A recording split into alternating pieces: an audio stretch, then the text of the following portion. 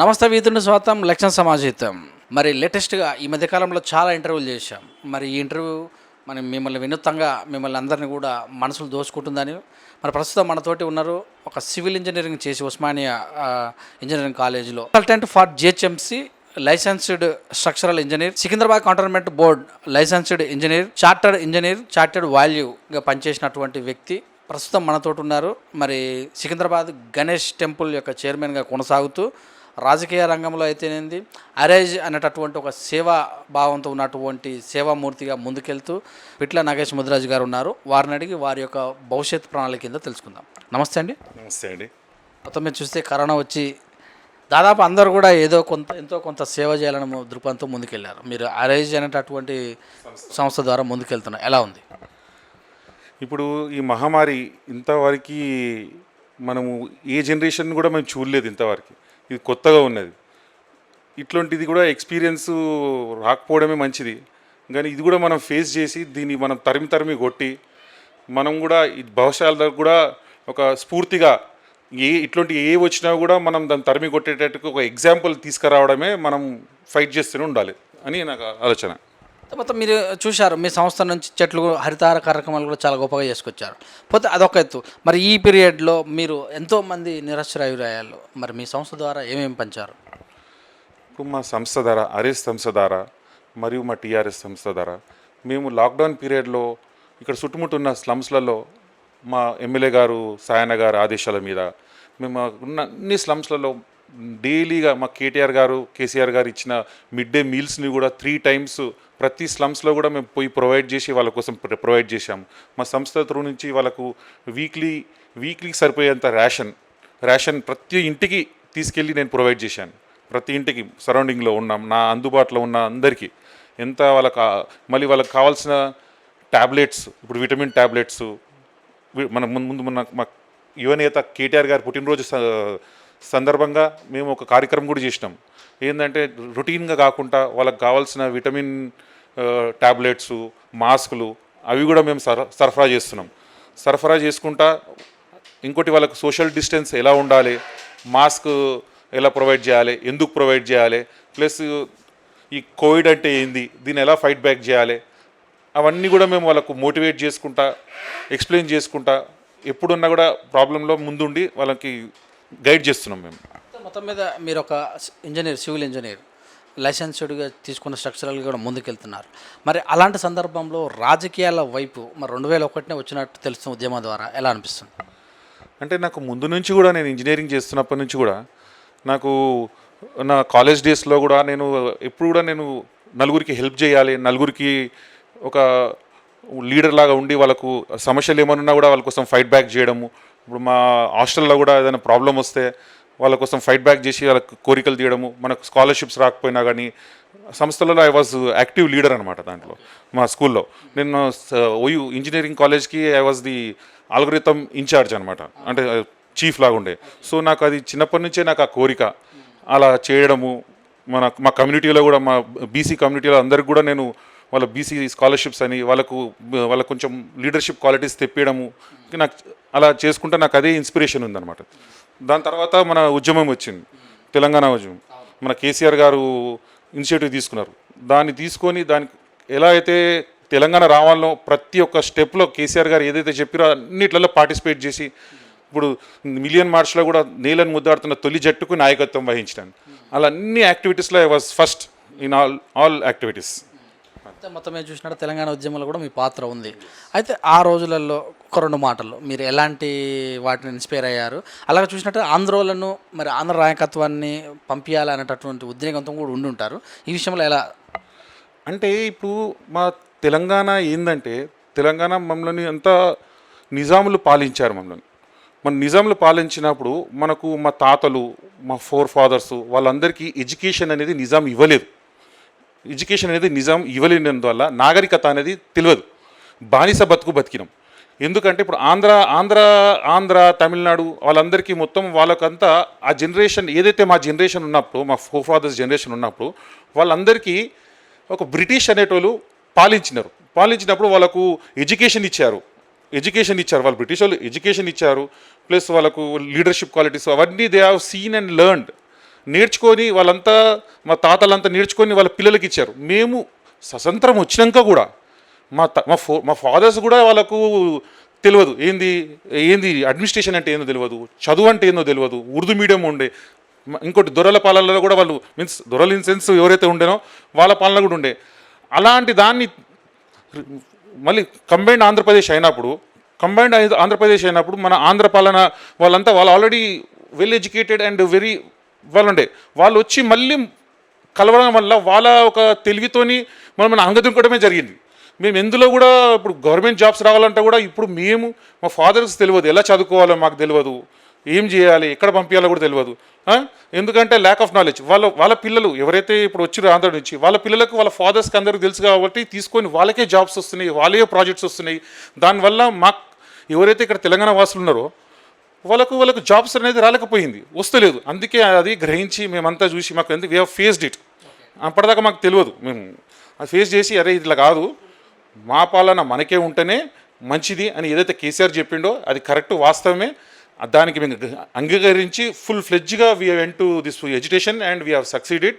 And now we are Telangana కూడా బాగుపడుతుంది. ఎందుకంటే ఇప్పుడు కేసీఆర్ గారు వాటర్ తీసుకొచ్చినాం, మన ముందు వాటర్ తీయలేకపోతుండే. ఎందుకంటే త్రూఅవుట్ ఆంధ్రప్రదేశ్లో మన ఫండ్స్ ఉన్నా కూడా మొత్తం మ్యాక్సిమం అక్కడ డెవలప్మెంటే వెళ్తున్నది.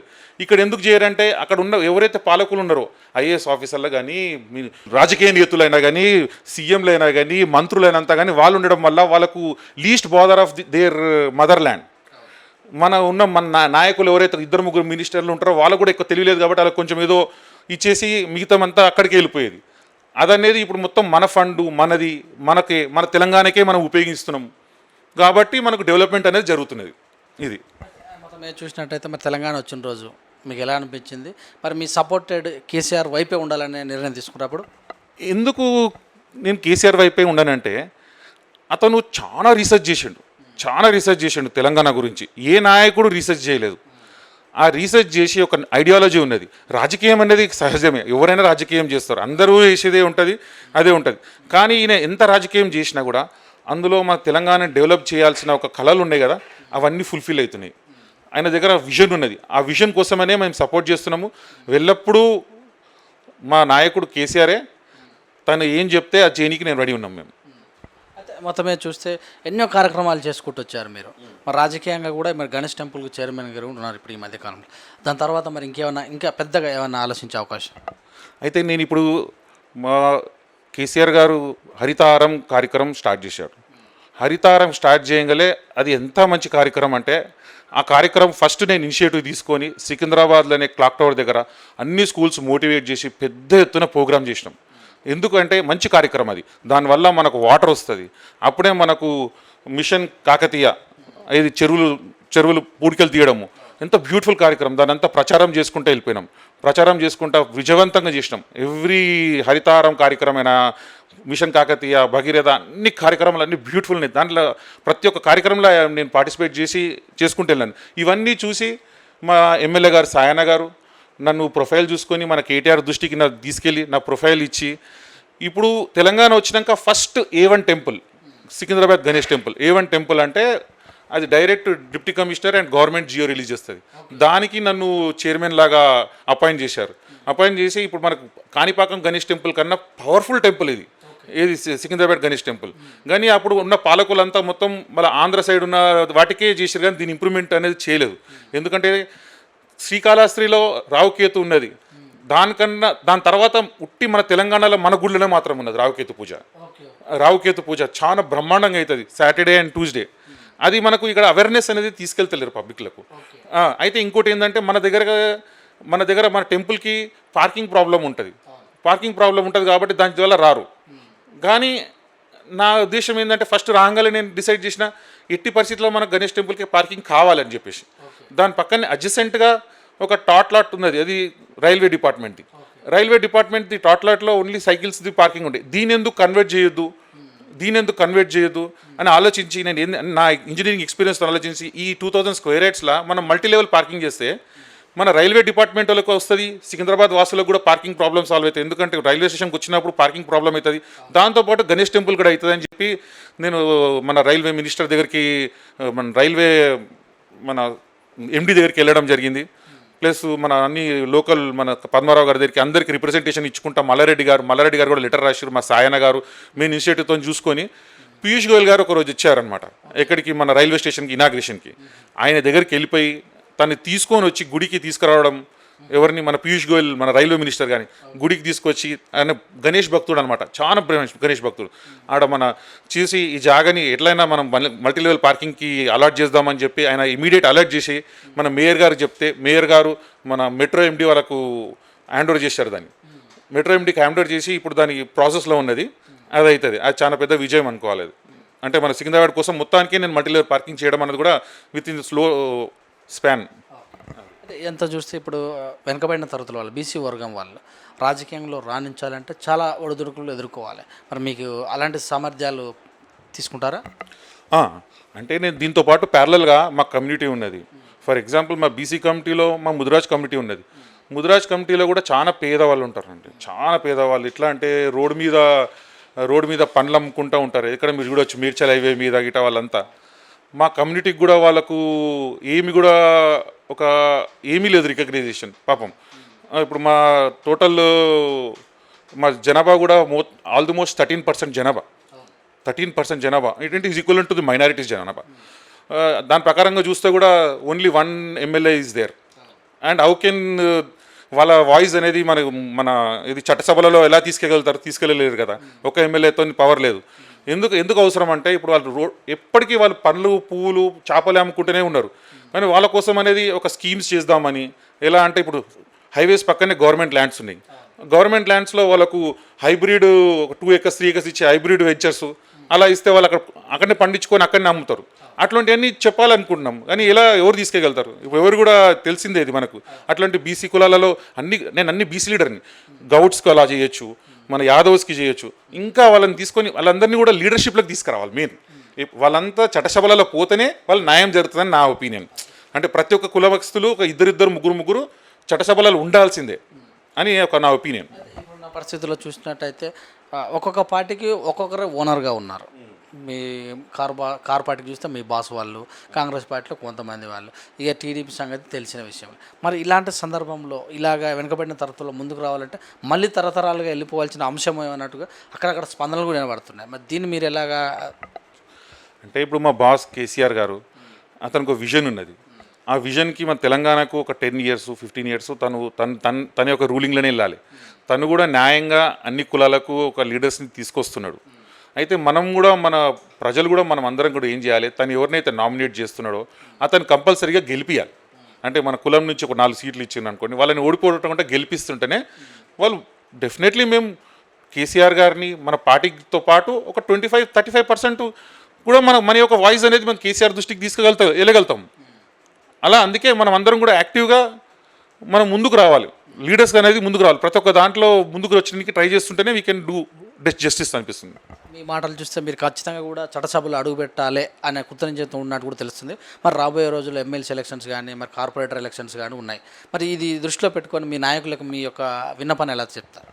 ఇప్పుడు మా నాయకుడు వచ్చి కేటీఆర్ గారు, మా మంత్రులు ఉన్నారు మల్లారెడ్డి గారు, మన శ్రీనివాస్ యాదవ్ గారు, పద్మారావు గారు, ముఖ్యంగా మా గురువు సాయన్న గారు, మా ఎమ్మెల్యే గారు, వీళ్ళందరూ ఆదేశించి నన్ను ఏ పదవిలో పెట్టినా కూడా ఆ పదవికి న్యాయం చేసుకుంటూ దాంట్లో మ్యాక్సిమం అవుట్పుట్ తీసుకొచ్చి మ్యాక్సిమం పబ్లిక్లోకి వెళ్ళిపోయి వాళ్ళకి కావాల్సిన సమస్యలు నా విజన్లో ఏమున్నాయో అవన్నీ ఫుల్ఫిల్ చేయడానికి నేను ఉండబడి ఉన్నాను. మీ మనసులో ఏదైనా నియోజకవర్గం ఉందా ఇప్పటివరకు?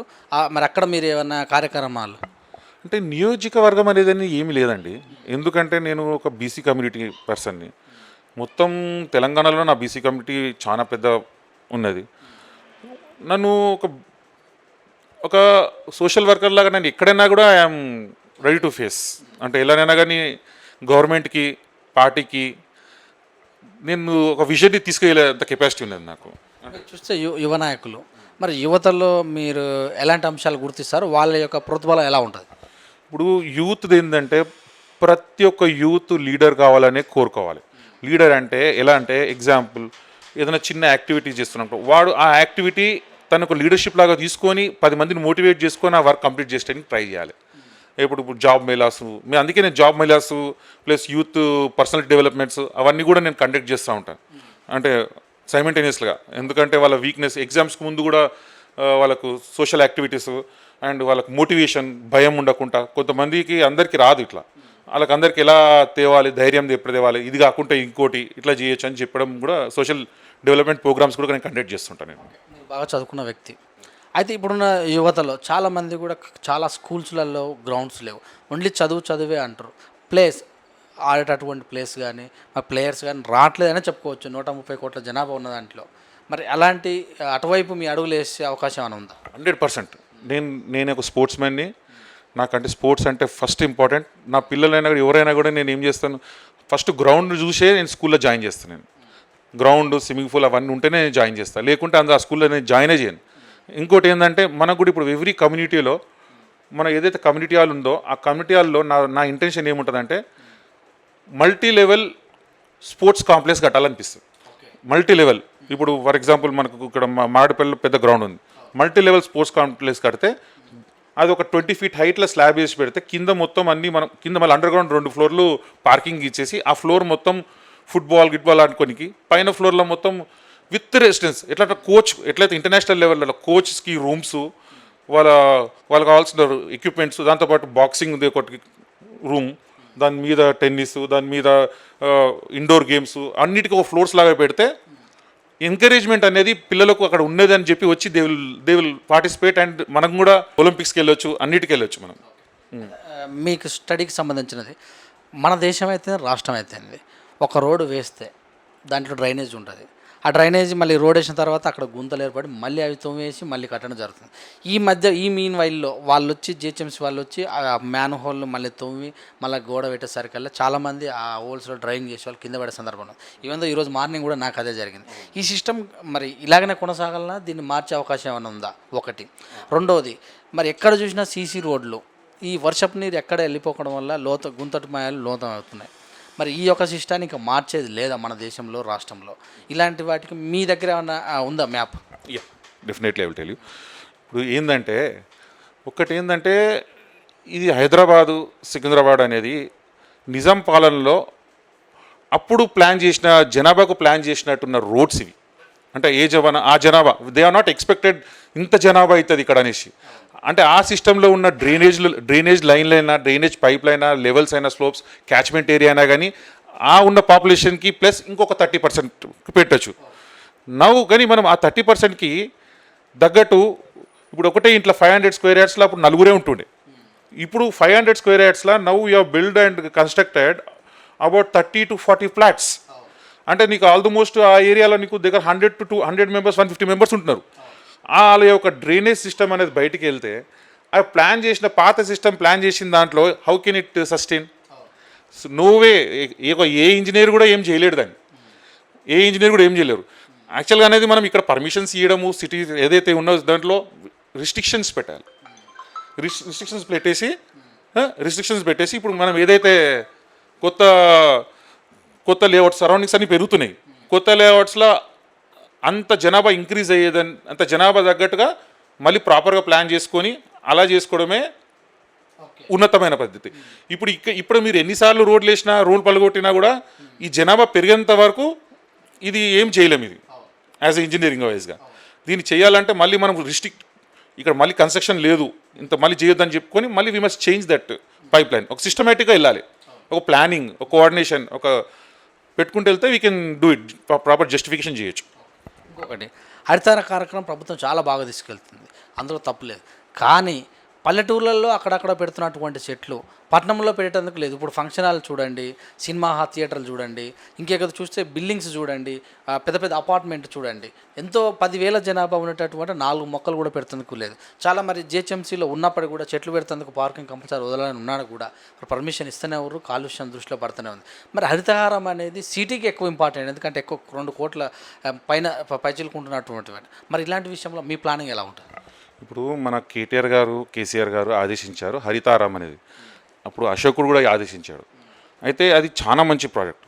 అయితే ఇది మనము ప్రతి ఒక్క హ్యూమన్ బీయింగ్, ప్రతి ఒక్క మనిషి ఆ దృష్టిలో ఆలోచించుకొని ఆ ఇంటిలో వాళ్ళంతలా వాళ్ళే అనుకుంటే ఒక చెట్టు పెట్టుకోవచ్చు, ఒక్క చెట్టు ఒక ఇంటికి పెట్టుకొని కాపాడుకోవచ్చు. ఫర్ ఎగ్జాంపుల్ ఫస్ట్ హరితారం అప్పుడు ఇప్పుడు నా ఆఫీస్ ముంగట నేను 3 చెట్లు పెట్టాను, ఇంత ఉన్నప్పుడు పెట్టాను, దానికి మేకలు వచ్చినాయి, అన్నీ వచ్చినాయి, దాని అంతా నేను కాపాడుకుంటా నవ్వు ఆల్మోస్ట్ 4th 5th హరితారంకి ఎంత పెద్ద చెట్టు అయిందో మీకు ముంగట చూపిస్తాను కూడా. అది ఎంత పెద్ద చెట్టు అయిపోయింది అంటే నా అంతలో నేను ఒక 3 చెట్లు కాపాడినా. అట్లా ప్రతి ఒక్కరు ఒక చెట్టు కాపాడితే చాలు, అంటే వాళ్ళు డెడికేట్ అయి ఉండాలి. ఒక చెట్టుని పెట్టి ఒకటే చెట్టు పెట్టమంట నేను ఇంటికి, దాన్ని కాపాడి పెద్దగా చేయాలి. అట్లా చేయడం వల్ల నీకు మొత్తం మనకు సిటీలో సస్టైన్ అవుతుంది. ఈ వర్షాకాలం సీజన్లో డెంగీ, కలరా ఇవన్నీ వస్తున్నాయి కదా, మరి మీరు ప్రజలకు ఎలా అప్రమత్తం చేస్తారు? ఇప్పుడు వర్షాకాలం సీజన్లో ఇప్పుడు డిఫరెంట్ డిసీజెస్, వైరస్లు, బ్యాక్టీరియాలు అవన్నీ యాక్టివ్ అవుతాయి. ఎందుకంటే మన ఇండియా అనేది thickly populated and we have use to this type of atmosphere and we have face కూడా చాలా ఎన్నో చేసినాం. దీంట్లో ఏంటంటే మనం సెల్ఫ్ రియలైజేషన్, సెల్ఫ్ క్వారంటైన్, సెల్ఫ్గానే మనము ఎడ్యుకేట్ అయితేనే మంచిది. దీంట్లో ఎలా అంటే మనం ఇప్పుడు ఎక్కువ వర్షంలో తడవకపోవడము, ఎక్కువ పరిశ్రమలు అంటే ప్రికాషన్స్ అనేది మనంతలో మనం తీసుకోవడమే ఉంటుంది. మరి ఎంతగానో గవర్నమెంట్ మీద డిపెండ్ కాలేము. వాళ్ళు ఎన్ని వచ్చినా కూడా సూపర్ఫిషియల్గా మనం చేసినా కానీ దట్ విల్ నాట్ ఎఫెక్ట్. అంటే మన చుట్టుముట్టు మనం ఉన్నాం, మన సరౌండింగ్ని మనం నీట్గా పెట్టుకోనికి ట్రై చేస్తే చాలు. ప్రతి ఒక్కరు అలా నీట్ పెట్టుకొని ట్రై చేస్తే it can easily possible to fight back. ఇప్పుడున్న ఈ కరోనా సిచ్యువేషన్లో ఒకవైపు ఇది, ఒక పక్క చైనా, ఒక పక్క పాకిస్తాన్ లాంటివి కూడా మన మీద పడాలని ప్లాన్ చేస్తున్నాయి. మరి ఇలాంటి విషయంలో మీ దృష్టికి వస్తే ఒక భారతీయుడిగా, ఒక తెలంగాణ వాసిగా ఎలాగ డిసిజన్ చేస్తారు? ఇలాంటి సిట్యువేషన్లో ఇప్పుడు ఎవరైతే మన దేశ ప్రధానమంత్రి గారు ఉన్నారో నరేంద్ర మోడీ గారు, it's very great leader and good leader. ఎందుకంటే తను ఒక బ్యాచులర్, తనకి ఎవరికి కూడా వెనక ముందు కూడా ఏమీ ఆలోచన లేవు, ఒక సిద్ధాంతం ఉన్నది. ఆ సిద్ధాంతం ప్రకారంగా we must support him what ever ఈ టేక్స్ ద డిసిషన్. ఏం డిసిషన్ తీసుకున్నా మనం సపోర్ట్ చేయాలి. ఎందుకంటే మనకు ఏం తెలియదే మనము ఇంత ఆలోచిస్తాం దేశం గురించి. తన కింద ఎంతోమంది ఆఫీసర్స్, ఐఏఎస్ ఆఫీసర్స్ అన్నీ ఉంటాయి, ఇంటెలిజెన్స్ ఉంటుంది, కానీ అన్నీ ఆలోచించుకొని ఒక అప్రాపరేట్ డిసిషన్ తీసుకుంటాడు. ఆ డిసిషన్కి మనం ఫుల్గా హార్ట్ఫుల్గా మస్ట్ సపోర్ట్ హిమ్ మన ప్రైమ్ మినిస్టర్కి. ఎందుకంటే ఈజ్ అల్టిమేట్ బాస్. హాలిడేస్లో ఎక్కడన్నా వెళ్ళే అవకాశం ఉందా? ఇప్పుడు హాలిడేస్లో అండి, మామూలుగా నేను ఎవ్రీ హాలిడేస్కి నేను అన్ని ప్లేస్లకి వెళ్తుంటానండి, మంచి ప్లేసెస్ ఎవ్రీ హాలిడేస్కి వెళ్తాను నేను. చాలా ఇప్పుడు కూడా హాలిడేస్లో మేము అండమాన్ నికోబార్కి వెళ్ళేది ఉండే, కరోనా వచ్చినందుకు క్యాన్సిల్ అయిపోయిందండి. అది చాలా ఆనందం కలిగినటువంటి రోజు కానీ విషయం కానీ. నాకు పబ్లిక్లో ఉండడం నాకు చాలా ఆనందం అనిపిస్తుంది. పబ్లిక్లో ఏదైనా మంచి పెద్ద ప్రోగ్రామ్, ఏదైనా మంచి వాళ్ళు ఫోన్ చేసి నాకు హాస్పిటల్స్లలో ఉన్న బిల్ తగ్గిమన్నాడు అనుకోండి, సార్తో ఫోన్ చేపించడం, వాళ్ళు తగ్గించుకున్నాక వచ్చి నాకు చెప్తారు చూసి నాకు చాలా హ్యాపీ అనిపిస్తుంది. నాకు అలాంటి బాగా కోపం కల్పించిన సందర్భాలు మీకు ఏ విషయం చూస్తే కోపం అనిపిస్తుంది? కోపం అంటే నాకు నచ్చింది ఏదైనా యాక్టివిటీ చేస్తుంటే దాంట్లో చాలా అబ్స్ట్రక్షన్స్ చేస్తుంటారు కదా, అయినా కానీ నేను కోపం చాలా వస్తుంది, కానీ మ్యాక్సిమం దాన్ని కంట్రోల్ చేసుకొని మరి ముందుకు వెళ్తుంటాను. నేను మా పీరియడ్లో కూడా నేను మన ఇక్కడ ఎవరు కూడా చేయలేదు, బ్లడ్ అవసరం ఉందని చెప్తే బ్లడ్ డొనేషన్ క్యాంప్ పెట్టాను. ఇక్కడ పెద్ద ఎత్తున బ్లడ్ డొనేషన్ క్యాంప్ పెట్టి మా కేటీఆర్ గారు ఆదేశాలు ఇస్తే కూడా చేసినాం. అది అట్లా మెసేజ్ చేయాల్సి వస్తే మీరు ఏం చెప్పాలనుకుంటారు? అంటే ఎవరికి అంటున్నారు? ఏదైనా సరే మీకు ఒక సమయం వచ్చింది మెసేజ్ ఇవ్వాలి అంటే, ఇప్పుడు మెసేజ్ ఇవ్వాలంటే మెయిన్గా కరోనా వైరస్కి అండి. కరోనా వైరస్ని ఇప్పుడు మొత్తం ఈ మహమ్మారి ఉంది, ఈ మహమ్మారిని మనం తరిమి కొట్టాలి. తరిమి ఎలా కొడతామంటే దీంట్లో సోషల్ డిస్టెన్స్ మెయింటైన్ చేయడం ఒకటే ఇంపార్టెంట్. సోషల్ డిస్టెన్స్ మెయింటైన్ చేసుకుంటా సపోజ్ ఎవరికైనా కోవిడ్ ఎఫెక్ట్ అనిపించినా కూడా వాళ్ళంతలా వాళ్ళే స్వతంత్రంగా పోయి మాస్క్ పెట్టుకొని ఒక రూమ్లో క్వారంటైన్ ఉండి వాళ్ళు స్ప్రెడ్ చేయకుండా రియలైజ్ అయ్యి కొంచెం జలుబు వచ్చినా కొంచెం దగ్గొచ్చినా వాళ్ళంతలా వాళ్ళే క్వారంటైన్ అయిపోయి కావాల్సిన COVID-19లో ఇచ్చిన సూచనల విధంగా దాన్ని తీసుకొని వాళ్ళంతలా వాళ్ళు చేసుకోవడం తప్ప ఇష్టం ఉన్నట్టు బయటకు వచ్చి అందరికీ అంటగట్టడము అలా చేయకుండా జాగ్రత్త పడడము, ప్లస్ మనంతలో మనమే ఎక్కువ బయటికి వెళ్ళకుండా ఎంతైతే అవసరం ఉందో అంతే వెళ్ళడము, ప్లస్ విత్ సేఫ్టీ ప్రికాషన్స్ అంతా వెళ్ళడమే నా యొక్క సూచన అండి. చూసినట్టయితే ఈ మధ్యనే మరి రాష్ట్రపతి రామ్నాథ్ కోవింద్ గారిని కూడా కలిసినట్టు కూడా తెలుస్తుంది. మరి ఏ సందర్భం? మొన్న హటమ్ ప్రోగ్రామ్ మనకి ఇక్కడ రాష్ట్రపతి గారు రీసెంట్లీ వచ్చారు కదా, అక్కడ మేము నా అరేస్ సంస్థ ద్వారా మేము చేసిన యాక్టివిటీస్ అన్నీ మొత్తం మేము సబ్మిట్ చేయడం జరిగింది. అండ్ ఈ యాజ్ దర్ ప్యానల్ మెంబర్స్ దాన్ని వెళ్ళి మాకు ఇన్విటేషన్ ఇచ్చారు రమ్మని చెప్పి. అయితే సంస్థ తరఫు నుంచి నేను జనరల్ సెక్రటరీగా నేను వెళ్ళడం జరిగింది. అండ్ అక్కడ వెళ్ళడం జరిగింది, రాష్ట్రపతి గారిని కలవడం జరిగింది. అక్కడ మన సీఎం గారు కూడా, మన కేసీఆర్ గారు కూడా నన్ను గణేష్ టెంపుల్ చైర్మన్ లాగా పరిచయం కూడా చేసేందుకు మన రాష్ట్రపతి గారికి చాలా హ్యాపీయెస్ట్ మూమెంట్ అది. నాకు I was very much happy మన రాష్ట్రపతిని కలవడం. అక్కడ కూడా మేము కొన్ని ప్రపోజల్స్ చెప్పాం, అంటే ఎలా అయితే మా సంస్థ నడుస్తుందో. ఈ was impressed. Sir thank you very much. ఇట్ల నగేష్ ముదిరాజ్ గారు చెప్పినటువంటి విషయాలు, సివిల్ ఇంజనీర్గా తన ప్రస్థానం స్టార్ట్ అయ్యి మరి ప్రజలకు ఎంతో సేవ చేస్తూ ఉద్యమంలో పాల్గొని కేసీఆర్, కేటీఆర్, మరి కంటోన్మెంట్ సాయన్న వీరందరికీ కూడా మన్ననలు పొందుతూ రాజకీయంగా కూడా అంచెలంచెలుగా వెళ్తూ ముందుకెళ్తున్నటువంటి మరి పిట్ల నగేష్ ముదిరాజ్ యొక్క మనోభావాలు మనం తెలుసుకున్నాం. మరొక వారం మరొక ఇంటర్వ్యూతో మీ ముందుకు వస్తాం. చూస్తుండండి విత్ న్యూస్. లక్ష్యం సమాజహితం. కెమెరామ్యాన్ రఘుతో మీ సురేష్ దండు.